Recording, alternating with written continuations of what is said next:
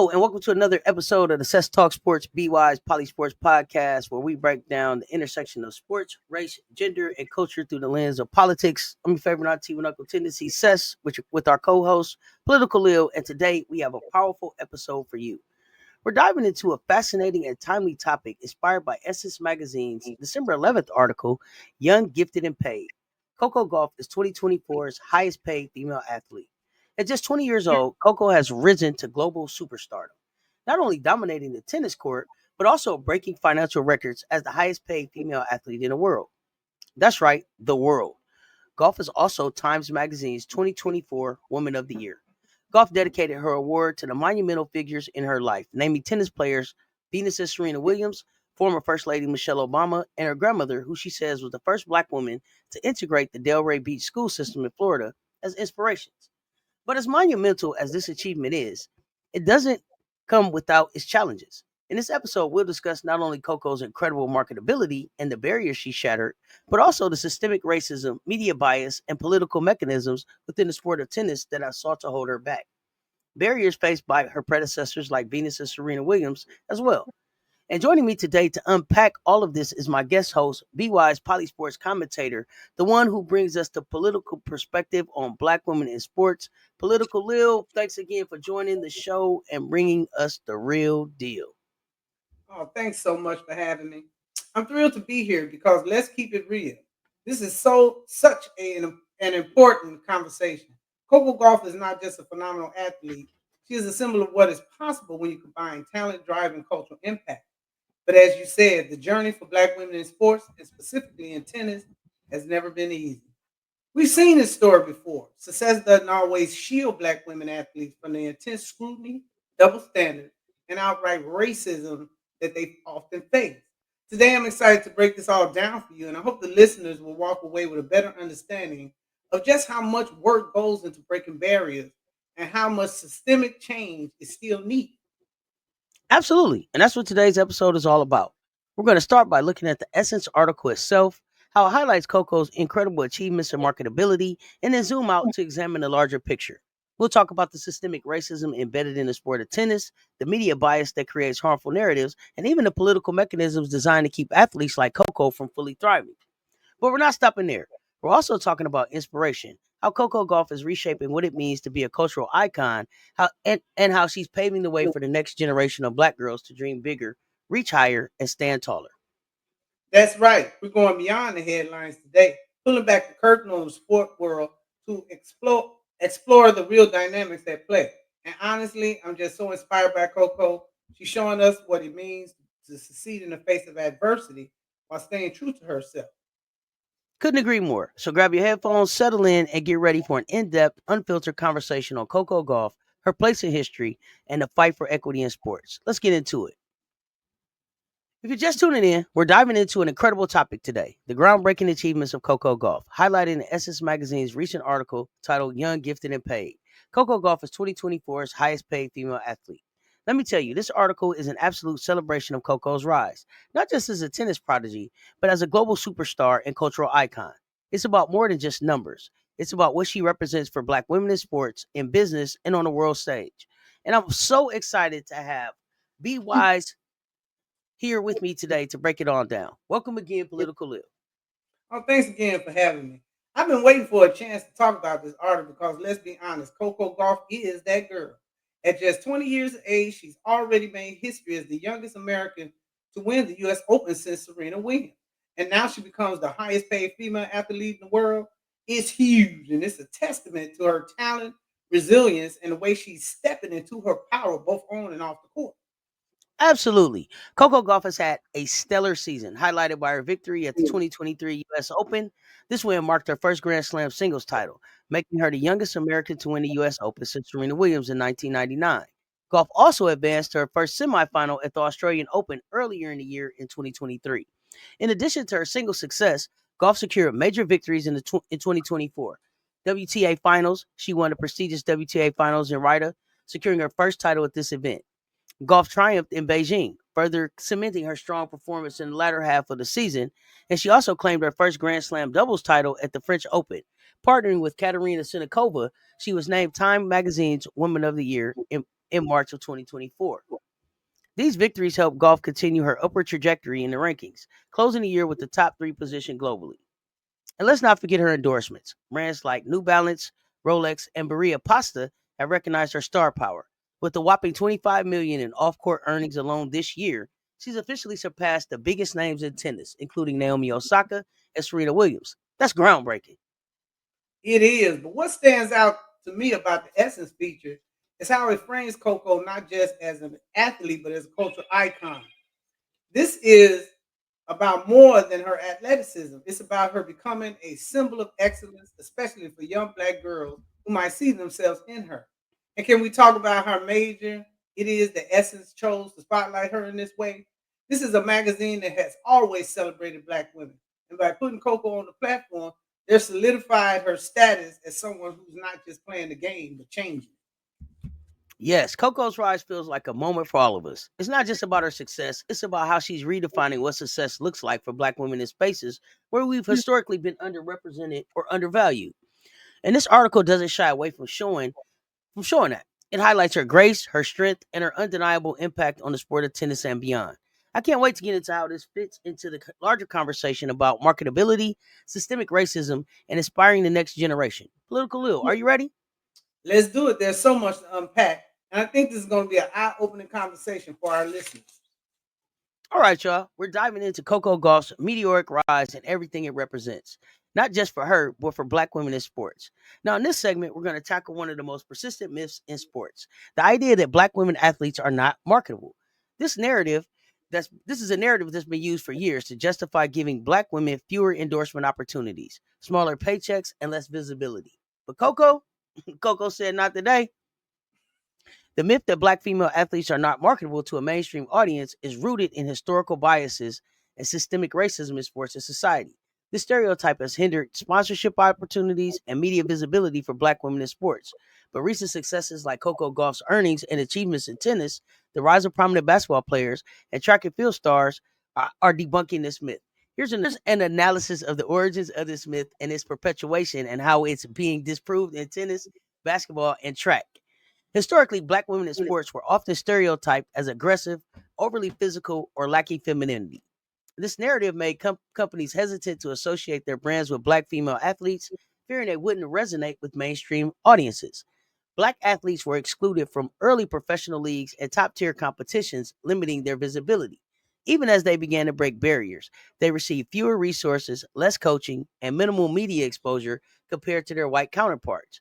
Black women faced a double bind of racism and sexism as sponsors and media outlets prioritized white male athletes first, then white female athletes, often leaving black women overlooked entirely. Political Ill, tell us how the myth is being debunked. Coco Gauff named the highest earning female athlete in 2024 at 30.4 million. Shows that her marketability is boasted by her authenticity, charisma, and exceptional talent. Her endorsement deals with major brands like New Balance, Head, and Barali show that she resonates with a global audience. Golf represents a modern, inclusive face of sports, appealing to a younger and diverse demographic. Now, Serena Williams paved the way for athletes like Golf by breaking sponsorship records and redefining what it means to be a marketable athlete. Serena's unapologetic black identity, combined with her unparalleled success, forced brands to recognize the value of aligning with black women. WNBA stars, players like Aja Wilson, Angel Reese, and NCAA star Flajay Johnson have demonstrated the power of black women to attract audiences and corporate sponsorship. Wilson, for example, has partnered with Nike, Gatorade, and CarMax, showcasing her dominance on and off the court. Reese, who was known as the Bayou Barbie, has become a cultural phenomenon. And as a WNBA Sky Forward, Chi-Town Barbie, after leveraging her NIL deals worth millions in college, translated them into bigger deals with Cash App, Hershey Candy, Reese's Pieces, General Mills cereal, Beats by Dre, and a lucrative Reebok extension deal where a signature shoe to be released in 2026. Not to mention being named Footwear News Style Influencer of the Year and making all kind of waves in the fashion world. Flaw J. Johnson, who is making it happen in both sports and music, recently linked the NIL deal with the new professional league Unrivaled. And she is making all kinds of waves as a real estate owner, a Puma shoe deal athlete with an exclusive shoe release, JBL headphones, Papa John, and Athletic Foot, and others worth a staggering $4.5 million, paving the way for college athletes to understand their value. We're changing fan perception. The WNBA growing fan base and media coverage are helping to dispel myths about marketability. Viewership has been fueled by a compelling narrative of black players who are unapologetic, authentic, and widely admired. In the world of track and field, Sydney McLaughlin, her dominance in hurdles and public polished image have made her a favorite for high profile sponsorship. With deals from major brands like New Balance, McLaughlin exemplifies how black female athletes can seamlessly combine excellence with market appeal. Then there's Sha'Carri Richardson. Despite facing media scrutiny, Richardson's vibrant personality and compelling comeback story have made her a fan favorite. Her boldness and individuality resonates with a younger, diverse audience, proving that authenticity sells. The myth that black female athletes are not marketable stems from historical, racial, and gender bias that limits their opportunities. However, the success of athletes like Coco Gauff, Serena Williams, Aja Wilson, Angel Reese, Sydney McLaughlin, and Sha'Carri Richardson, as well as Flaw Johnson, demonstrate that black women can be highly marketable and resonate with a broad audience. These athletes are leveraging their platform to redefine the perception of black women in sports, proving that authenticity, excellence, and cultural impact can break through outdated stereotypes.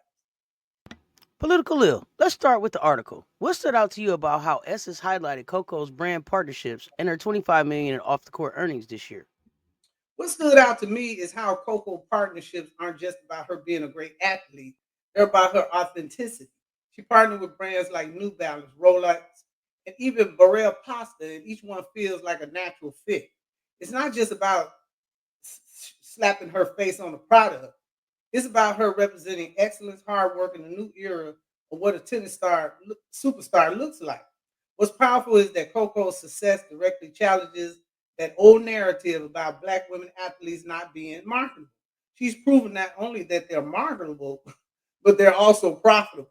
She set in a new standard, and I love that. Absolutely. And let's not forget, this isn't the first time we've seen this battle play out. Coco's journey reminds me so much of what Venus and Serena went through. When they first burst onto the scene, they were dominating on the court, but they still faced so much resistance when it came to securing endorsements. They were often passed over for white athletes who didn't have nearly the same level of success, and when they did get deals, it was like they had to work twice as hard to prove their worth. Do you think Coco's success is finally breaking that cycle? I think it's starting to, but there's still work to be done. Coco achievements are incredible, but we have to acknowledge that she's succeeding in an environment that's still trying to catch up. The fact that it's taken so long for black women to reach this level of financial success in tennis is reflective of systemic biases, not just in sports marketing, but in how black women are perceived as cultural icons. Coco is changing the game because she's relatable, she's dynamic, and she's unapologetically herself. Brands are starting to realize the power of authenticity, and Coco embodies that. But the truth is, we need more Coco. We need this to become the rule and not the exception. That's so real. And you know what else I love about Coco's story? It's how she's rewriting the narrative. Historically, black women in sports have been boxed into these harmful stereotypes: too aggressive, too angry, too different. Coco's partnerships and visibility are showing that black women can be all of these things: fierce, feminine, fun, and still be embraced by global audiences. She's paving the way for the next generation, and that's what makes her so important. Now, political ill. Let's get into how this impacts the sport of tennis as a whole. Do you think Coco's success is forcing the tennis world to reckon with its own biases? Without a doubt, tennis has always been a sport that's steeped in tradition. And let's be honest, that tradition hasn't always been inclusive. Coco financial success is a direct challenge to the system that has historically excluded black women from fully participating, not just as players, but as cultural icons. And it's not just about money, it's about representation. Seeing Coco on the cover of Essence, on billboards, and in commercials sends a powerful message to young black girls who might be dreaming of playing tennis one day. It says you belong. Your talent is valued. Your voice matters. And that's revolutionary. It is. Coco is out here reminding us all that the sky is not the limit, it's just a starting point. She's showing us what's possible when talent, opportunity, and authenticity align. And speaking of opportunity, we're going to take a closer look in our next segment at the barriers Coco and black women athletes like her still face. From media bias to systemic racism in tennis, we're unpacking it all. Let's go. Now, I'm still here with BWISE Poly Sports co-host Political Lil. If you're just joining us, we've been diving deep into Coco Gauff and the Essence article released December 11th, 2024, Young, Gifted, and Paid. Coco Gauff is 2024's highest paid female athlete in the year. And in this segment, we're peeling back the layers on something that's been a shadow over tennis for far too long: systemic racism and media bias. Political ill. Let's kick things off by talking about the systemic barriers that black women in tennis face, even when they're at the top of their game. What's your take on the roadblocks Coco and others have had to navigate just to get the same respect and recognition as their peers? It's a heavy topic, but it's one we can't ignore. Black women in tennis have to deal with systemic racism at every level, whether it's the lack of access to resources in their early years, the gatekeeping in elite tennis clubs, or the constant scrutiny they face in the media. Even for someone like Coco, who achieved so much at a young age, it's clear that the playing field is far from level. She's often held to a higher standard than her white counterpart. Every win is analyzed to death, and every loss is treated like the end of the world. This is a kind of pressure that her white peers simply don't experience. Absolutely. And that ties directly into the way the media covers Coco. Let's be real. The media has a long history of treating black women in tennis unfairly. When Venus and Serena were coming up, they were often vilified for their confidence, their style, and even their physicality. It was as if their dominance on the court was a threat to the tradition of tennis. Political ill. Do you see any parallels between how the media treated the Williams sisters and how they're covering Coco now? Unfortunately, yes. While the tone may have softened a bit because of the groundwork Venus and Serena laid, there are still clear biases in how Coco is portrayed. For example, often labeled as fiery and emotional, while similar behaviors from a white counterpart described as passionate or competitive. And let's not forget the microaggressions, things like commentators fixating on her hairstyle or her intensity in a way that subtly implies she's different or she doesn't quite belong. It's exhausting. It's a reminder that no matter how talented or successful you are, being a black woman in tennis means you're constantly fighting to justify your place. That's so true. And the backlash Coco faces isn't just in the press, it's also on social media. We've seen her criticized for everything from her personality to how she celebrates her victories. For example, on October 6, 2024, Coco Gauff directly replied on social media after a tennis fan accused the new China Open champion of having the mentality of a 5 year old. It's almost as if people are waiting for her to step out of line so they can tear her down. And it's not new. Venus and Serena dealt with the same thing. Political ill. How do you think these online attacks tie into the larger issue of systemic racism in the sport? Oh, it's all connected. Social media is just a modern extension of the same biases we've seen for decades. It amplifies the scrutiny and gives people the platform to voice racist and sexist opinions they may not say otherwise out loud. For Coco, it's another layer of pressure. She's not just playing for herself, she's representing an entire community every time she steps on the court. And the criticism she gets often has nothing to do with her game. It's about trying to diminish her as a person and a cultural icon, which is exactly what systemic racism in sports is designed to do. Keep black athletes from fully owning their power and influence. And let's not forget the historical context here. Venus and Serena were trailblazers, but they paid a heavy price for breaking into a predominantly white sport. From the boos and heckling they endured at tournaments to the coded language used by commentators, they faced a level of hostility that was unheard of by their peers. Coco is standing on their shoulders, but she's also carrying their legacy forward. Political ill. Do you think the work Venus and Serena did to challenge these systems has made it any easier for Coco, or are we just seeing the same battles play out in a different way? I think Venus and Serena cracked the door open. Coco is still having to push it all the way through. Their success forced tennis to reckon with its biases, but those biases didn't go away, they just evolved. Coco is benefiting from the progress they made, but she's also dealing with a new wave of challenges. What's inspiring, though, is how she's handling it. She's using a platform to speak out, she's not afraid to show her personality, and she's proven that you can succeed on your own terms. Now, that's a powerful message for the next generation. Powerful indeed. Coco is not just winning titles, she's winning hearts and changing minds. And that's why it's so important to have these conversations, not just about her success, but about the barriers she's breaking down along the way. Let's dive into the real elephant in the room, the politics of tennis, as well as how the sports culture and leadership continues to influence who gets to rise and who gets held back. If you've been following along, we've been having an eye opening conversation about Coco Gauff's incredible rise, the challenges black women face in tennis, and the systemic biases they continue to battle. Now let's get into the politics of tennis. When we talk about politics in this context, we're not just talking about government policies. We're talking about the power structures, institutional practices, and cultural dynamics that shape who succeeds and who struggles. Political ill, let's start with the institutional side. What are some of the ways tennis organizations have historically, and still today, disadvantaged black women athletes? Tennis is an inherited political sport, especially when you think about how its governing bodies operate. From the Grand Slam boards to the International Tennis Federation, these organizations have a history of being gatekeepers.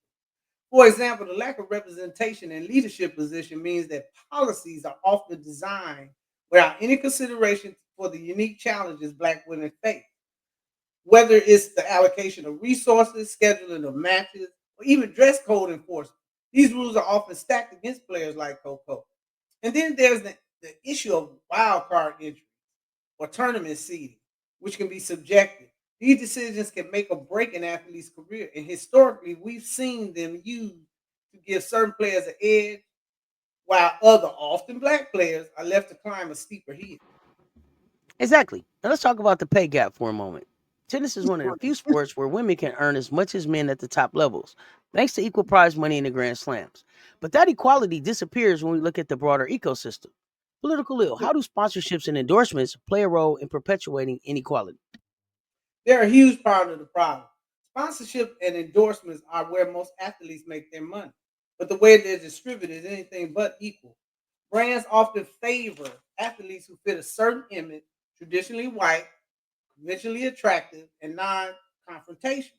Coco has defied these odds with her partnership, but it is important to remember that she is an exception, not a rule.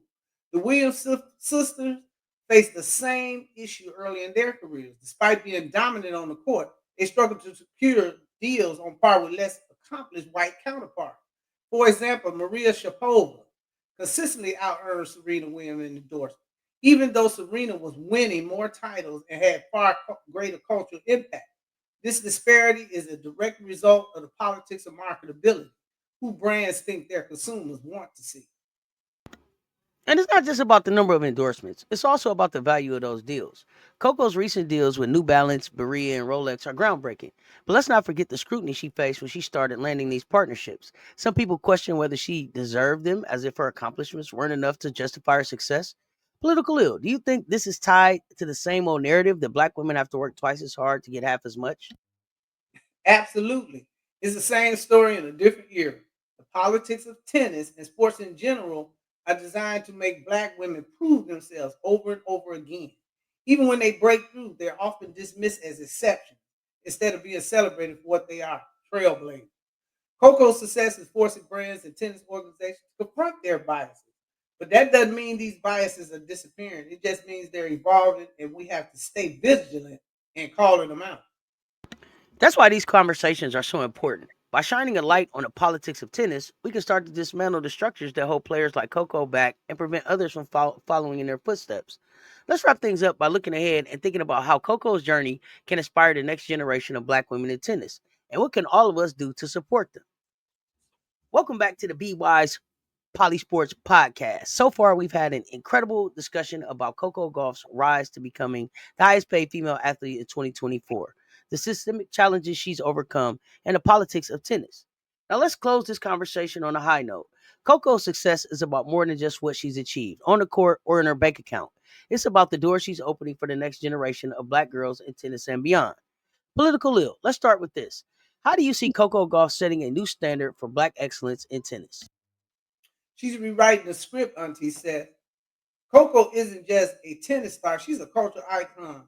She's showing young black girls that you can excel in a predominantly white sport, demand respect, and stay true to who you are. Her journey is breaking barriers that go far beyond tennis. Coco is a living, breathing example that a black woman can dominate in spaces where they're often told they don't belong.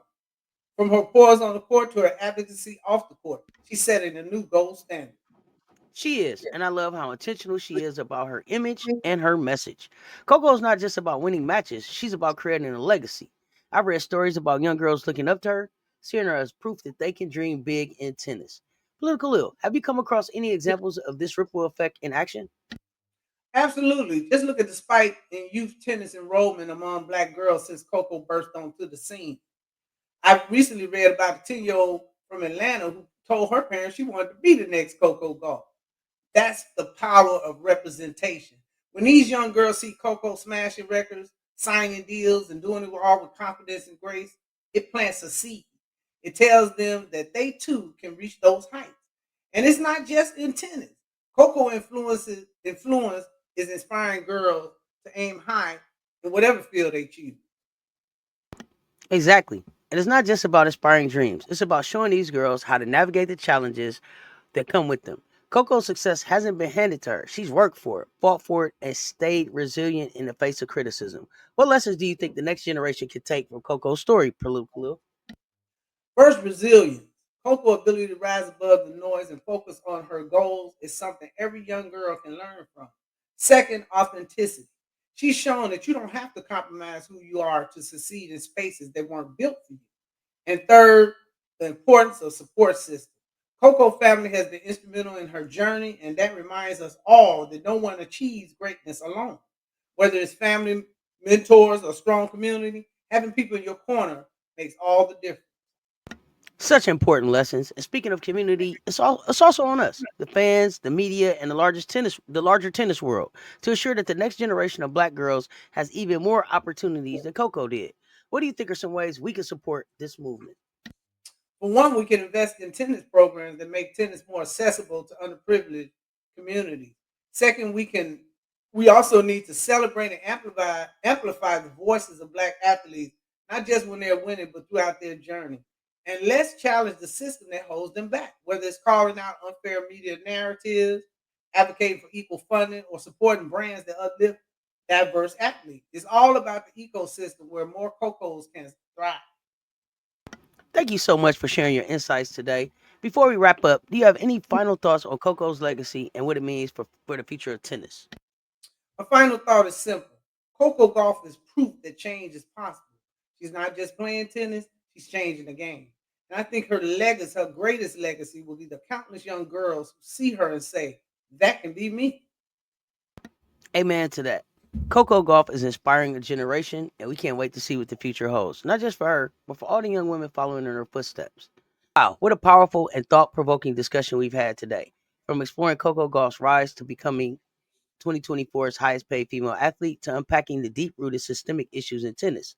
We've covered a lot of ground. Coco's story isn't just about success, it's about resilience, breaking barriers, and paving the way for the next generation of black excellence in sports. Absolutely, Auntie says. Coco's journey shows us what's possible when talent meets determination, even in the face of systemic racism, media bias, and the politics of her sport. Her story challenges outdated narratives about Black women marketability and representation in sport. It reminds us of the importance of continuing these conversations. That's right. And we want to remind our listeners to check out the Essence Magazine article, Young, Gifted, and Paid. Coco Gauff is 2024's highest paid female athlete.